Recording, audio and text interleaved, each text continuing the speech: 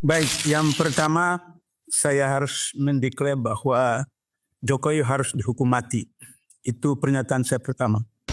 Jokowi harus jatuh hukuman mati berdasarkan pasal 2 ayat 2 Undang-Undang Tidak Pidana Korupsi. Karena pasal 2 ayat 2 menyebutkan dalam keadaan tertentu pidana mati dapat diberlakukan. Jadi jangan kita kira bahwa Undang-Undang Tipikor tidak menjatuhkan hukuman mati. Ada pasal 2 ayat 2 Undang-Undang Tipikor. Kemudian kalau misalnya orang mengatakan bahwa Jokowi tidak terima duit, apa buktinya? Pasal 2 ayat 1 tidak menyebutkan orang itu menerima duit itu. Karena pasal 2 ayat 1 hanya mengatakan terjadi tindakan melawan hukum yang mengakibatkan kerugian keuangan negara atau negara yang dapat mendatangkan keuntungan bagi diri pribadi, orang lain atau korporasi. Maka dijatuhi hukuman seumur hidup minimal 4 tahun, maksimal 20 tahun, denda minimal setengah M, maksimal 1 M. Jadi Jokowi tidak terima, tapi orang lain terima. Tapi terjadi kerugian keuangan negara per negara. Jadi untuk itu maka saya harus jelaskan sedikit. Saya garis bawahi apa yang disampaikan oleh Mas Isnur dan Mbak Fitri dengan mantan pimpinan KPK Pak Saud. Ada yang disebut dengan corruption berdasarkan motif. Ada corruption berdasarkan target.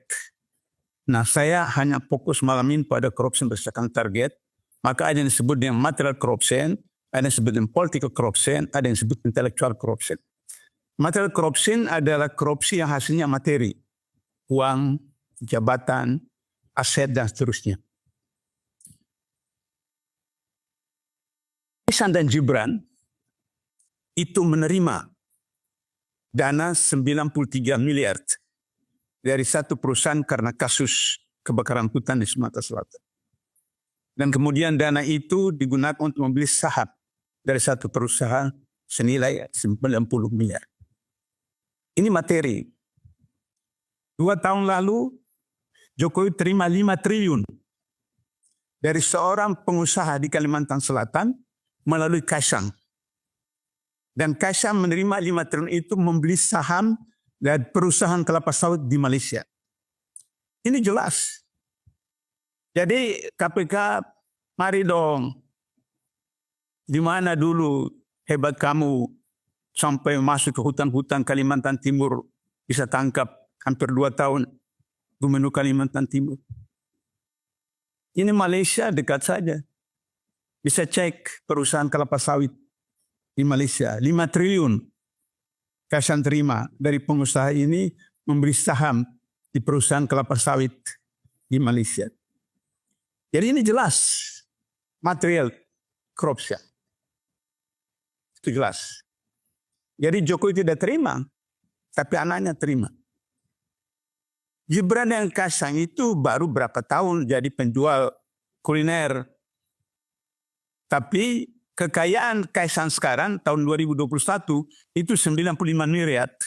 Bagaimana pedagang kuliner dalam usia muda punya 95 miliar? Seperti itu. Oke, material corruption. Sekarang political corruption. Korupsi politik adalah korupsi yang dilakukan melalui pilpres, pemilu, pilkada, undang-undang, kebijakan. Undang-undang Minerba, amandemen undang KPK, undang-undang kesehatan, undang-undang cipta kerja, semua itu ada korupsi politik. Tadi sudah dijelaskan oleh Saudara Isnur. Dengan undang-undang Minerba yang seharusnya tahun 2020 selesai, itu ditambah 30 tahun. Dan apa yang diperoleh? Pemerintah mengatakan bahwa ekspor batu bara naik, ekspor nikel naik, dan seterusnya. Yang ekspor bukan pemerintah. Yang ekspor adalah oligarki. Pemerintah hanya mendapat pajaknya. Sementara hasil ekspor itu dalam bentuk dolar disimpan luar negeri. Undang-undang Cipta Kerja yang paling dahsyat itu adalah pembebasan pajak bagi ekspor batu bara. Dan dengan demikian negara dirugikan 150 triliun 1 tahun. Itu konkret. Jokowi diseret ke pengadilan digantung 150 triliun karena Undang-Undang Cipta Kerja, pembebasan pajak ekspor batu bara. Itu dari segi pasal 2. Pasal 3 tadi sudah jelaskan oleh Mbak Fitri. Tahun 2020, Jokowi memanggil Ketua DPC PDIP dari Solo menghadap istana dan meminta agar supaya Gibran diajukan sebagai calon wali kota Solo. Ini korupsi politik. Istana itu urusan negara, urusan masyarakat, urusan partai di kantor partai, bukan di istana. Ketika SBY sebagai presiden, soal partai dia bicarakan di rumah dia atau di kantor dia, bukan di istana. Jadi itu korupsi politik yang konkret. Nepotisme jelas. Gibran dipaksakan jadi wali kota Solo. Kemudian tadi disinggung oleh Pak Saud, bagaimana tujuh Mbak Fitri tadi, bagaimana rekayasa agar supaya ketua MK yang ada iparnya, yang beberapa waktu Presiden tidak pernah nongol, terakhir setelah kali ke-8 atau kali ke-7, sedang itu nongol terus kemudian disahkan untuk kemudian Gibran bisa jadi wakil presiden. Padahal kalau dihitung dari jumlah anggota MK yang setuju untuk bisa wakil presiden, itu hanya 2 orang, yang lain itu untuk gubernur dan wali kota atau bupati. Sehingga majority itu menolak. Tapi karena KPU mengaku sendiri bahwa mendapat surat sakti dari Jokowi, maka diterima Gibran. Ini fakta. Ini fakta. Jadi saya setuju dengan Pak Saud tadi, Mas Inul diproses aja itu. Apa namanya? Korupsi intelektual. Korupsi intelektual adalah korupsi yang dilakukan oleh guru, dosen, ustadz, ustazah, kiai, pendeta, romo, yaitu orang yang punya ilmu, punya pengetahuan, punya data, punya informasi, disalahgunakan, dimanipulasi untuk kepentingan tertentu. Itu korupsi intelektual. Misalnya, wakil presiden kemarin, Ki Haji Ma'ruf Amin, ketika jadi ketua umum Haji Ulama, membuka rekomendasi untuk digunakan dana haji untuk membangun infrastruktur. Lantas ketika ditanya komplain di protes, dia bilang, ini statusnya utang. Utang. Kapan pemerintah minta izin dari orang yang menabung uangnya untuk haji, bahwa kami gunakan uangnya? Kapan? Ini korupsi intelektual. Dia seorang kiai, seorang ulama, ketua MUI, memberikan rekomendasi untuk menggunakan dana haji untuk membangun infrastruktur. Sehingga akhirnya tahun lalu, dan haji naik melambung. Kenapa? Karena dana-dana tabungan jamaah haji itu sudah tidak ada. Maka kemudian dilimpahkan kepada calon jamaah seperti ini. Ini korupsi intelektual. Jadi kalau misalnya kasus PIK 2 ada kemudian MUI pusat mengatakan harus tinjau, MUI Banten mengatakan oh dukung PIK 2. Ini korupsi intelektual.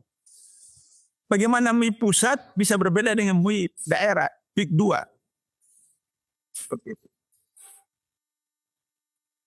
Terakhir, karena banyak narasumber kita perlu diskusi, saya mau sempurnakan Mbak Fitri tadi bahwa Soeharto itu diadili, Mbak Fitri. Soeharto diadili sebagai terdakwa korupsi. Saya menyaksikan. Tapi kali kedua, karena sakit, kemudian disebutkan semacam gangguan di kepala, maka kemudian dihentikan oleh Kejaksaan Agung. Jadi Soeharto diadili sebagai terdakwa korupsi. Kemudian karena gangguan kesehatan permanen, maka kemudian ditutup, maka Kejaksaan Agung mengajukan perdata, yang tadi Mbak Fitri katakan itu. Dan kemudian dijatuhi hukuman perdata bagi yayasan yang Soeharto. Artinya bahwa Soeharto pernah diadili. Jadi kalau Soeharto pernah diadili, sudah ada presidennya, bahwa presiden bisa diadili. Karena itu maka rame-rame kita dorong Jokowi diadili. Untuk itu maka civil society, kemudian mahasiswa, saya Ucen belum hadir ya, Ucen yang bisa gerakan mahasiswa, untuk kemudian menggerakkan masa turun. Soekarno itu presiden seumur hidup, panglima tertinggi ABRI, pemimpin besar revolusi, bisa dilengsarkan. Soeharto itu 32 tahun berkuasa, bisa dilengsarkan. Apalagi cuma Jokowi, yang ijazahnya juga di pengadilan belum selesai, apakah palsu atau tidak dan seterusnya seperti itu. Bisa dengan mudah diproses ke pengadilan seperti itu. Dan saya kira Pak Saud itu setuju kalau kita biar sudah kepala 6, kepala 7 ini turun lagi ke lapangan untuk berpanas-panas, berhujan-hujan agar supaya Jokowi diseret ke tiang gantungan melalui pengadilan yang transparan.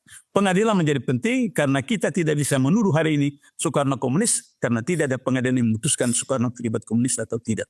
Kita juga tidak bisa menuduh Soeharto itu korupsi karena tidak ada pengadilan juga yang memutuskan bahwa Soeharto itu korupsi. Agar supaya tidak terjadi polemik berlarut-larut Jokowi korupsi atau tidak, bawa ke pengadilan, biar pengadilan memutuskan Jokowi terlibat korupsi atau tidak, maka kemudian persoalan bisa selesai, kita buka buku baru seperti itu. Penutup, untuk itu supaya Prabowo betul-betul tidak omon-omon saja, maka yang pertama dilakukan Prabowo ada segera terbitkan Perpu, mengembalikan Undang-Undang KPK yang lama, Undang-Undang 30.002, menggantikan Undang-Undang nomor 19 2019, kemudian mengembalikan 57 orang Nobel Baswedan yang teman-temannya ke KPK. Saya kira meskipun ketua KPK yang sekarang orangnya Jokowi, tapi kalau undang-undang KPK yang lama dengan 57 teman-teman ini, itu insya Allah bisa diproses Jokowi dengan geng-geng dan teman.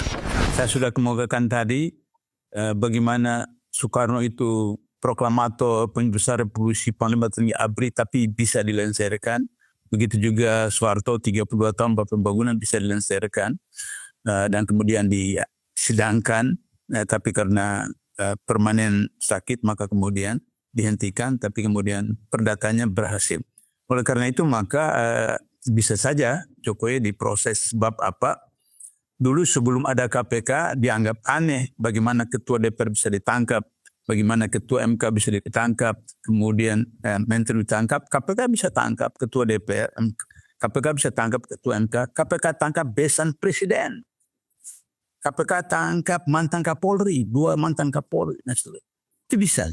Artinya bahwa karena waktu itu KPK mempunyai undang-undang yang memberikan otoritas penuh, independen penuh.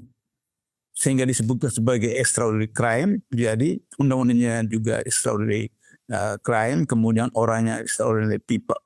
Dan manajemen juga manajemen extraordinary management. PP 63 2005 mengatur manajemen seperti itu.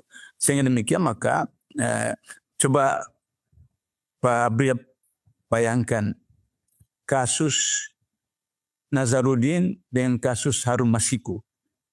Nazarudin itu bendahara partai berkuasa waktu itu. Dan dia anggota DPR Komisi 3. Dan dia populer di masyarakat. Nazarudin, kemudian Harun Masiku, orang yang tidak dikenal. Tidak punya jabatan di partai. Bukan tokoh masyarakat dan seterusnya. Tapi karena SBY waktu itu memberikan komitmen membantu pemberantasan korupsi, memerintahkan Polri bantu KPK, kami kejar 4 bulan lebih, saya ingat 4 bulan lebih sedikit, tangkap Nazarudin di Kolombia. Ini Jokowi tidak punya komitmen untuk membantu KPK, membantu memberantas korupsi. Sampai 5 tahun sampai sekarang, tidak ditangkap Harun Masiku. Nah, sekarang ini setelah kemudian cerai antara Megawati dengan Jokowi, nah kita lihat persoalannya, talaknya talak 1, talak 2 atau talak 3. Kalau talak 3 maka kemudian Hasto ditangkap, kemudian semua ditangkap dan seterusnya. Tapi kalau talak 1, talak 2 saja, nah cuma drama Korea saja nanti kita akan saksikan seperti itu. Karena itu maka kemudian kita tuntut sekarang, saya sudah katakan tadi, Prabowo kalau mau tidak omon-omon terbitkan Perpu. Kembalikan undang-undang KPK yang lama, kemudian kembalikan 57 orang yang dipecat oleh Jokowi melalui Firly, saya yakin kemudian Jokowi bisa diproses. Saya kira itu.